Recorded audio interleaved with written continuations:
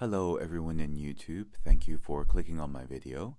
What follows is the technical summary of a takedown intensive that we did last weekend. This is just a summary of the actual throws we practiced. Now, most of these come actually more from Sambo as opposed to Judo, as they generally tend to align a lot more for BJJ. In Sambo, you can attack the legs, which is not allowed in modern Judo. And additionally, we've organized everything so that every one of the techniques is starting from the arm drag. I generally like the arm drag a lot as it allows you to keep some distance with your opponent before taking the control and taking his balance. I personally just feel more comfortable in that position than things like kumi uchi or shooting him for a double leg. That's a matter of personal preference, I will freely admit, but this is personally the way I like to do it. So, from there, let's actually go to the first technique. And the first technique is a lateral drop from the arm drag, and this is a rear lateral drop. This is something I actually saw in a Sambo video that's in YouTube, and we actually took the time to really try to practice this here. So, moving to the actual technique, this starts with me dragging the arm, and I'm basically hooking my foot into his forward knee and letting myself sit down.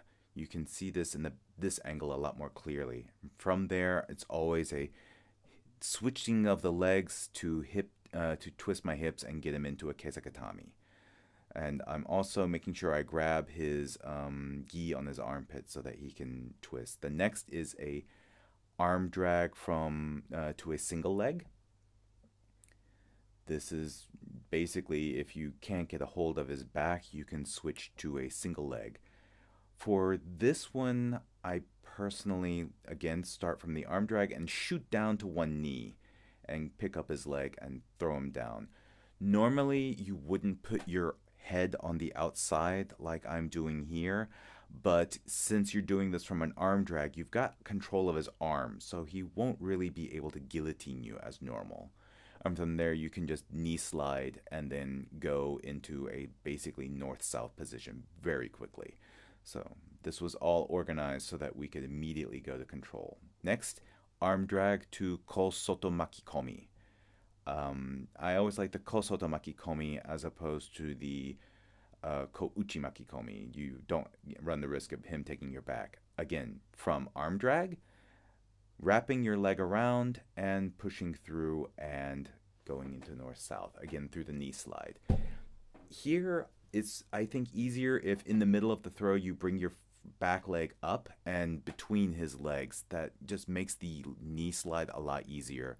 I'm much better on my left side than this as I am on my right. I'm left-handed. That happens.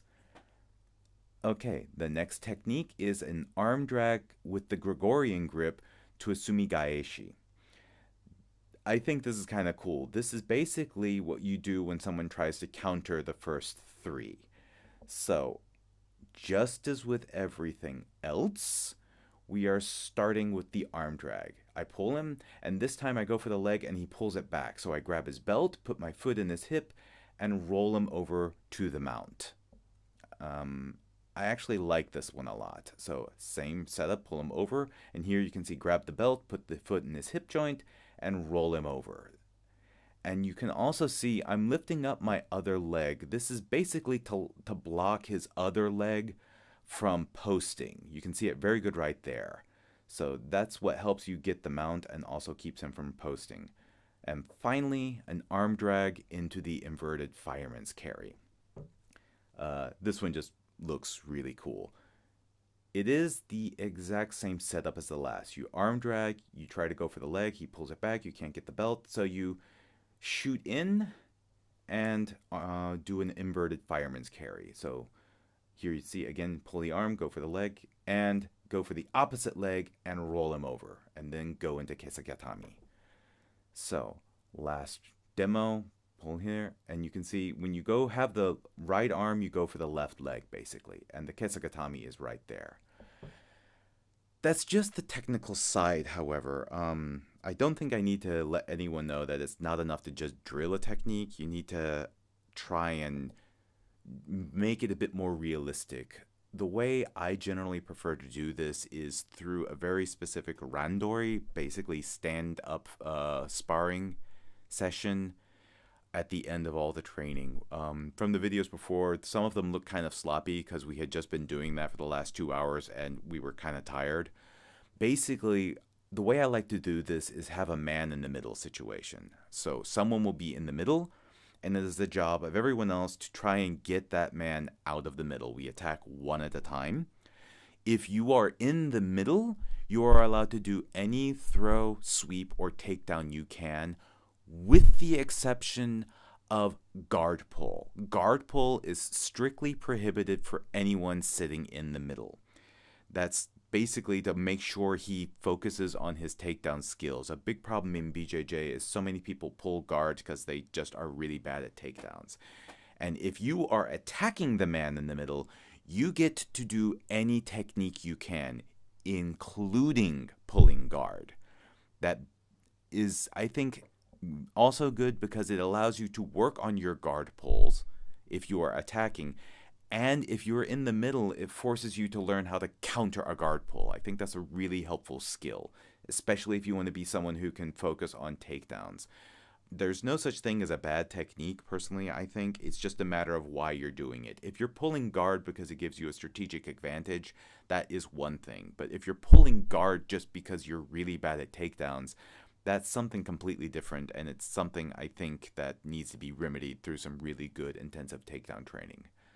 So, thanks everyone for taking the time to watch my video. So, I hope some of this may give you a couple of ideas of how to continue training. So, with all that being said, yeah, maybe turn off YouTube and hit the mats.